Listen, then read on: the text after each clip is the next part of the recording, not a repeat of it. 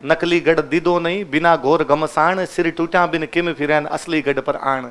जब यदि ये पूरी पहुंच गई ना तो मेरे को आधा मेवाड़ देना पड़ेगा, और यदि मैंने आधा मेवाड़ दिया तो फिर मेरी शक्तियां आधी। फिर और लागा जी जैसे तीर चलाने लगे, सामने से तीर है, सामने से तीर है, लागा जी ने कहा देखो रे कौन है उधर, एक एक हाड़ा जिंदा है, बूंदी नहीं गिरेगी, मेरे साथ युद्ध कीजिए, उसके बाद बूंदी गिराना। लखा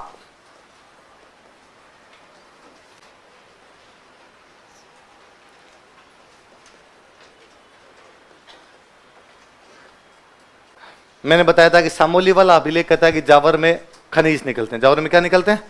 मैंने बताया शीशा जस्ता निकलता है, थोड़ी बहुत क्या निकलती है? चांदी। वो चांदी इसके टाइम से निकलने शुरू हुई, इससे पहले वो चांदी को अलग कर नहीं पा रहे थे। कोई पूछेगा चांदी की खान किसके टाइम में निकली? किसके टाइम में निकली? कहाँ पे? जावर में क्या प्राप्त हुई? अच्छा, जावर में यदि चांदी निकल रही है तो बताओ मेवाड़ वालों की आर्थिक स्थिति अच्छी हो रही है कि बुरी हो रही? चांदी निकल गई तो मेवाड़ वालों की चांदी चांदी हो गई, चांदी चांदी मिलने लगी, तो जावर में चांदी निकली। राणा लाखा के टाइम में एक कोई बंजारा था। कौन था? बंजारा एक जाति होती है जो घूम घूम के व्यापार किया करते, नोमेडिक हुआ करते थे, नोमेडिक मर्चेंट होते। और वो बंजारा यहां पर एक झील बनवा के गया, उस झील का नाम है पिछोला। कौन सी झील है? गांव था यहां पे पिछोली, पिछोली गांव में झील बनाई, इसलिए नाम क्या हो गया? किसने बनवाई? बंजारे कौन होते हैं? घुमक्कड़ व्यापारी। कौन होते हैं? बैलगाड़ियां रखते, घूम घूम के व्यापार करते, एक जाति हुआ करती, उस जाति को क्या बोलते? आप यूं मान तो उस टाइम की चलती फिरती रिलायंस फ्रेश थी। रिलायंस फ्रेश में सारा सामान मिल जाता है, बिग बाजार था उस टाइम, सारा सामान रखते, बैलगाड़ियां लेके इस गांव में यहाँ बेच दिया, फिर इस गांव में गए वहां बेच दिया, उस गांव में गए वहां बेच दिया। अच्छा, सामान बेचने काम करते हैं व्यापारी है, व्यापारी है तो पैसे वाले हैं, पैसे वाले लोग धर्म पुण्य के काम करवाते, तो ये क्या बनवा के चला गया? जी कहाँ पे? उदयपुर। कहते हैं एक बार मेवाड़ में राणा जी का दरबार लगा हुआ, राणा जी के पास में एक नट आया। कौन आया? नट एक जाति होती है जो गेम दिखाते, खेल दिखाने का काम करते। नट क्या खेल दिखाता है? तो नट वाला खेल वो है, दो रस्सियां बांधता है, रस्सी पे एकदम एक पतली सी रस्सी तो पोल बांधता है, पोल पे पतली सी रस्सी लगाता है और रस्सी के ऊपर चलता है। ये नट का गेम। एक दिन राणा के दरबार में आया एक नट, और नट ने आकर राणा जी मैं नट हूं और रस्सी वाला गेम दिखाता हूँ। राणा जी ने कहा इसमें क्या बड़ी बात है, दुनिया के सारे नट कौन सा गेम दिखाते हैं? रस्सी वाला। उसने कहा मैं अच्छा दिखाता हूँ साहब। क्या अच्छा दिखाता है? तो उसने कहा मेरी नटनी पिछोला क्रॉस कर सकती है। नट की लुगाई क्या हो गई? नटनी। तो उसने कहा मेरी नटनी क्या क्रॉस कर सकती है? राणा जी ने कहा मैं मिला सुबह से, पिछोला पता है तुझे कितनी लंबी है, वहां तक पड़ी है ठेठ। उसने कहा साहब यदि मेरी नटनी पिछोला क्रॉस कर दे तो? राणा जी ने कहा आधा मेवाड़ तेरा। क्या दे दूंगा गिफ्ट में? उसने कहा ठीक है सर, संडे को ही लगा लेते हैं। अब संडे वाले दिन पूरे मेवाड़ में घोषणा की गई भाई नटनी पिछोला क्रॉस करेगी। दूर दूर से लोग देखने के लिए, दो पोल बांधे, एक पिछोला के इस साइड में, एक पिछोला के इस साइड में, बीच में बांधी रस्सी। अब नटनी उसके ऊपर से चल रही है, नटनी आधी पिछोला क्रॉस कर गई और जनता वोटिंग कर रही है, यस थोड़ा सा ही बाकी है, बस अब तो इतना ही।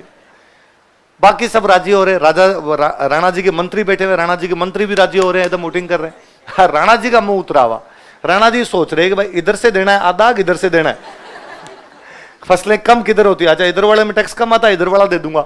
इतने में राणा जी को लगा कि यार ये सारे अमात्य संधि विग्रह अक्सपटलिक भिस्काधिराज बंदीपति सारे बेड़े बेड़े राजी हो रहे हैं। तो राणा जी ने जो एक कोई मंत्री बैठा था पास में, उसका रहे मंगते तू किस बात का राजी हो रहा है? उसने कहा देखो थोड़ा सा बचा है, मजा आ रहा है ना, गेम कितना अच्छा चल रहा है ना। राणा जी ने कहा थप्पड़ मारूंगा, यदि ये पूरी पहुंच गई ना तो मेरे को आधा मेवाड़ देना पड़ेगा, और यदि मैंने आधा मेवाड़ दिया तो फिर मेरी शक्तियां आधी, फिर मंत्री भी आधे, तू जाएगा? तो उसने कहा हाँ ये तो मैंने सोचा ही नहीं था, तो अब सोच ले। तो उसको लगा क्या किया जाए, तो उस नटनी का एक बच्चा था वो पास में खेल रहा था, उसने उस बच्चे को बुला के इधर आ, बता जैसे खींच के थप्पड़ मारा, थप्पड़ मारा तो बच्चा रोया मम्मी, और मम्मियों का ध्यान दो चीज की तरफ हमेशा चला जाता है, उनका बच्चा कहीं भी रोए उनको पता चलता है, दूध कहीं भी उफड़े उनको पता चलता है। मेरे कभी नहीं समझ में आया कि दूध उफड़ने पर मम्मी को कैसे पता चल जाता है, पर महिलाओं की नाक में कोई विशेष क्षमताएं दी है। मम्मी यूं गाय वाले बाड़े में होती है, अरे टावरो दूध उफड़ गया, जबकि अपने रसोई में वहीं बैठे होते हैं। कहाँ उफड़ गया? अरे तेरे सामने। मैं उतनी दूर से मंगते, तू पास में बैठा था, तेरे को दिखाई नहीं दिया, पर अपने को ऐसा कुछ भी दिखाई नहीं देता है, महिलाओं को पता चल जाता है भाई। तो बेचारी नटनी का ध्यान गया, अगर मेरा बच्चा रो रहा है, पतली सी रस्सी भी चल रही थी बेचारी, ध्यान जैसे हटा, कंसंट्रेशन का गेम होता है, गिर गई और सारे लोग अरे मर गए, सारी एकदम जनता अवाक। राणा जी ने कहा जीत गए जीत गए। नट ने कहा साहब आपकी जीत हार की पड़ी है, मेरी तो गृहस्थी बर्बाद हो गई, एक ही लुगाई थी मेरी वही मर गई। राणा जी ने कहा चिंता मत कर, झील के पास में इसका बना देंगे चबूतरा। क्या बनवा देंगे? तू यहां आगे फील ले लिया करके किसका चबूतरा है? बताओ बूंदी में कौन से वंश का शासन था? कोई बोलो बोलो, कौन सा दोबारा? हाड़ा कितने लोगों ने? कईयों ने तो हाड़ा बोला, कईयों के यहां तक आया, फिर उन्होंने कहा रुक जा, चौहान बताना है। चौहान तो बूंदी में कौन सा वंश था? चौहानों की कौन सी ब्रांच थी? तो राणा लाखा कोई एक हाड़ा चौहानों में ब्याह करके आए। बूंदी हाड़ाओं की बेटी होगी तो क्या होगी? हाड़ी रानी। तो एक हाड़ी रानी से ब्याह करके आए। कोई ब्याह के एक दो दिन बाद में लाखा जी रानी के पास में खाना खाने के लिए गए हुए थे, और लाखा जी ने खाना खाने से जस्ट पहले रानी से पूछा, और तुम्हारा मन तो लग गया? जी लग गया, यहाँ पे सब एकदम ठीक है, तुम्हारे को दिक्कत तो नहीं, कुछ चीज की कमी हो तो मुझे बताओ। रानी ने कहा कि हाँ मन लग गया। कैसा लगा हमारा चित्तौड़? अच्छा है। अच्छा है मतलब ज्यादा अच्छा नहीं लगा तुम्हें? उसने कहा नहीं नहीं अच्छा है, मैं कब करी ज्यादा अच्छा नहीं लगा, पर बूंदी बूंदी है। लाखा जी खाना खाने वाले थे, लाखा जी ने होल्ड किया एक बार। लाखा जी ने कहा ये रिपीट करना लास्ट वाली लाइन। उसने कहा अब चित्तौड़ बहुत अच्छा है लेकिन बूंदी से अच्छा। लाखा जी ने कहा इसका मतलब तूने चित्तौड़ पूरा देखा ही नहीं, वो आगे से उधर से देख के आई थी, वो आगे वाले गोरा बादल के महल, पद्मिनी के महल वो देख लिया। उसने कहा पूरा देख लिया पर बूंदी बूंदी है, आओ कभी ससुराल में, मैं दिखाती हूँ आपको।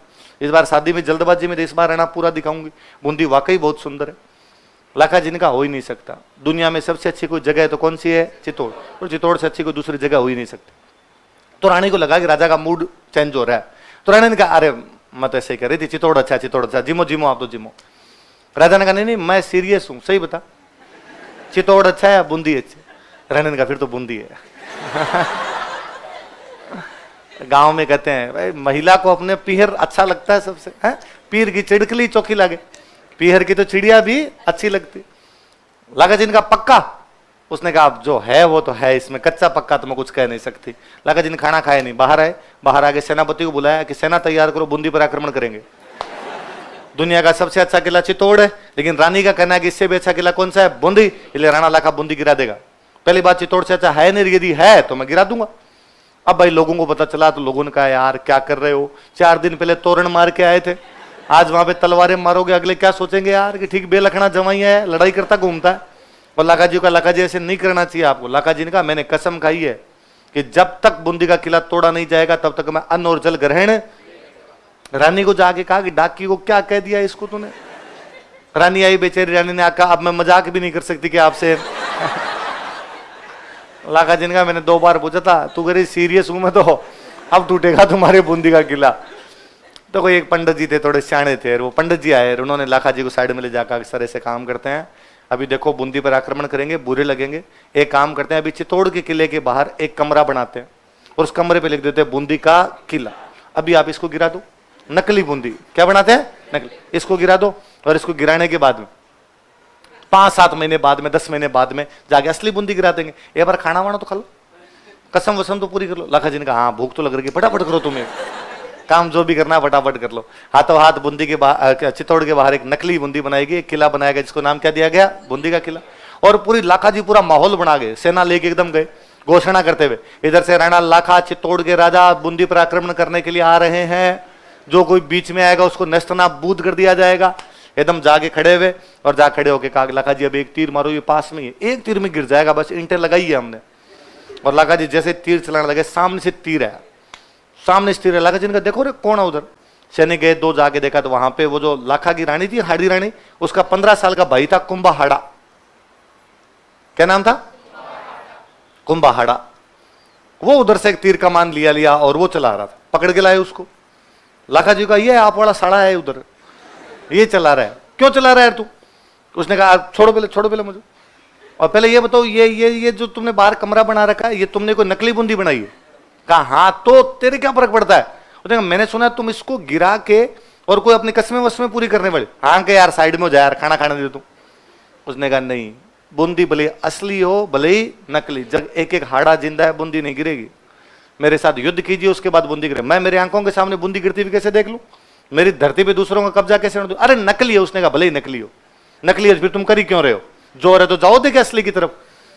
फिर फाइनली उस लड़के को मारना पड़ा, तब जाके बूंदी का किला गिराया गया। नकली गढ़ दीदो नहीं बिना घोर घमसान, सिर टूटा बिन किम फिरैन असली गढ़ पर आन। जब नकली किला बिना लड़ाई के नहीं दिया था तो असली किला जीतने के लिए तो कई लोगों के सर काटने पड़ जाएंगे। तो नकली किले की रक्षा करते हुए कौन मारा गया था? गोहिल। कौन सी रियासत पढ़ रहे हैं? मेवाड़। कौन सी है? मेवाड़ के कौन से राजा पढ़ रहे हैं? राणा लखा। कौन है? और राणा लखा के सबसे बड़े बेटे हैं, उनका नाम है चुंडा। क्या नाम है? क्या नाम है? चुंडा। इधर अपने राजस्थान में एक रियासत और हुआ करती, मारवाड़। कौन सी थी? और मारवाड़ में जो वंश था वो वंश था राठौड़। कौन सा वंश था? और यहां राठौड़ वंश का एक राजा, उसका नाम भी है चुंडा। उसका नाम भी क्या है? दोनों चुंडा ही। मारवाड़ के तो राजा का नाम क्या है? चुंडा। और मेवाड़ के राजकुमार का नाम क्या है? चुंडा। ये जो मारवाड़ वाला चुंडा है, इसके एक राजकुमारी, उस राजकुमारी का नाम है हंसाबाई। क्या नाम है? किसकी राजकुमारी है? किसकी राजकुमारी है? चुंडा की राजकुमारी। चुंडा कहां का राजा है? मारवाड़। कौन से वंश का राजा? मारवाड़ वाले चुंडा को लगा कि यार अपनी राजकुमारी हंसाबाई के लिए कुछ अच्छा राजकुमार देखते हैं, और सबसे इधर उधर पूछा। सबने कहा भाई मेवाड़ वाला जो राजकुमार चुंडा है वो बहुत अच्छा राजकुमार है, और हंसाबाई की शादी किसके साथ कर देनी चाहिए? चुंडा। क्योंकि वैसे ही लाखा जब मरेगा तो अगला राजा कौन बनेगा? चुंडा। चुंडा राजा बनेगा तो हंसाबाई क्या बनेगी? रानी। तो मेवाड़ की रानी बनेगी अपनी बेटी, इससे बड़ा क्या हो सकता है? फिर हंसाबाई के जो बेटे होंगे वो आगे चल के क्या बनेंगे? मेवाड़ के राजा। बहुत ठीक बात है ये तो इधर चुंडा ने अपने 5 बंदे भेजे, 5 पंडित जी भेजे कि जाओ और जाके मेवाड़ वालों से बात करके आओ कि भाई अपनी राजकुमारी हंसाबाई की शादी किसके साथ करनी है? चुंडा। लाखा जी का दरबार लगा हुआ। लाखा जी बुढ़ापे के अंदर थे, बस बैठे रहते थे सीट के ऊपर। बाकी शासन कार्य कौन संभालता था? उनका बेटा चुंडा। लाखा जी राजा वाली सीट पे बैठे, पास वाली सीट पे राजकुमार चुंडा बैठा हुआ है। गेट कीपर है, उसने कहा साहब मारवाड़ से कोई 5 बंदे आए हैं, आपसे मिलना चाहते हैं। लाखा जी ने कहा लाओ, बताओ भाई क्या समाचार लेके आए? तो उन्होंने कहा साहब हम मारवाड़ से नारियल लाए हैं। क्या लाए? नारियल का मतलब होता है लड़की का रिश्ता लाए। तो उन्होंने कहा भाई हम मारवाड़ से क्या लेके आए? राजकुमारी का रिश्ता लाए। और लाखा जी हंसे जोर जोर से। लाखा जी ने कहा क्या बात है, बुढ़ापे में अभी तक हमारे लिए रिश्ते आ रहे हैं? लाखा जी को लगा रिश्ता मेरे लिए है, और हाथों हाथ उन 500 लोगों ने अपनी बात, उनका अरे सॉरी सर, सॉरी सॉरी, हम रिश्ता आपके लिए नहीं लाए, हम रिश्ता आपके बेटे चुंडा के लिए लाए। अब लाखा जी तो चुप हो गए, पर सामने जो जनता बैठी थी वो हंसी। और जनता ने कहा कि डोकरे को देखो यार, पैर कब्र में है पर दिल है कि मानता नहीं, बुढ़ापे में ब्याह करना है यार इसको, ठीक रंगीन जीवड़ा ये तो। पर चुंडा को बड़ा बुरा लगा कि यार पापा की बेइज्जती हो गई। और चुंडा ने हाथों हाथ उन 500 बंदों को कहा कि देखो आप मेरे लिए आपकी राजकुमारी का रिश्ता लेके थैंक यू, लेकिन मेरे पिताजी ने आपकी राजकुमारी से शादी की इच्छा जाहिर कर दी, इसलिए मैं आपकी राजकुमारी से अब शादी नहीं करूंगा। आपकी राजकुमारी मेरे लिए मम्मी समान है, इसलिए राजकुमारी का ब्याह किससे करो? मेरे पिताजी लाखा से करो। उन्होंने कहा चुंडा तू एक बार तेरे पापा लाखा की तरफ देख ले, फिर तेरा जीव मान जाए कोई कन्या बर्बाद करने के लिए तो हम इसको दे देंगे। यार बूढ़ा आदमी है, इसको कैसे शादी कर दे? और फिर सबसे बड़ी बात, जब लाखा जी मरेंगे तो अगला राजा कौन बनेगा? चुंडा ने कहा अगला राजा तो मैं बनूंगा। तो क्यों थे हम हमारी राजकुमारी? इसका मतलब तू तो बनेगा राजा, और हमारी जो राजकुमारी होगी उसके बेटे को 2-2 गांव मिलेंगे। बेइज्जती नहीं है? मारवाड़ की राजकुमारी के बेटे 2-2 गांव लेके बैठे रहेंगे, हम किसी राजा से ब्याह करेंगे ताकि इसके बेटे आगे चल के राजा बने। चुंडा ने कहा यदि ये बात है कि आप अपने दोहितों को राजा बनाना चाहते हैं, अपनी राजकुमारी के जो बेटे होंगे वो राजा बनाना चाहते हैं, तो मैं आप घोषणा करता हूं कि मेवाड़ का अगला राजा मैं नहीं बनूंगा, मेवाड़ का अगला राजा हंसाबाई के बेटे को। आप तो बापू से ब्याह करो। तो बापू से ब्याह के लिए एक लड़के ने अपना राजपाट छोड़ दिया था, उसका नाम क्या है? या तो महाभारत काल में ऐसा कर रहे थे भीष्म पितामह। कौन कर रहे थे? या आप कौन कर रहा था? चुंडा। इसलिए चुंडा कहते हैं मेवाड़ का भीष्म। क्या कहता है? पितामह नहीं, खाली भीष्म। क्या कहते हैं? मेवाड़ का भीष्म पितामह ने 2 प्रतिज्ञाएं की थी। उन्होंने कहा था न तो मैं राजा बनूंगा न मैं ब्याह करूंगा। तो भीष्म न तो राजा बने थे, नहीं उन्होंने क्या किया था? शादी की थी। चुंडा ने एक ही की। चुंडा ने कहा राजा नहीं बनूंगा, बाकी ब्याह करूंगा, जितने कर सकता हूं उतने करूंगा, और जनसंख्या में जितना अनुकूलतम योगदान दे सकता हूं। चुंडा के पीछे पूरी एक ब्रांच है चुंडावत, खूब सारे बेटे पोते पड़पोते सड़पोते हुए, इसलिए पितामह भीष्म पितामह ही बने उधर। चुंडा ने कहा अपने तो भीष्म ही रह जाएंगे, तो ठीक है, एक ही प्रतिज्ञा की थी अपन ने।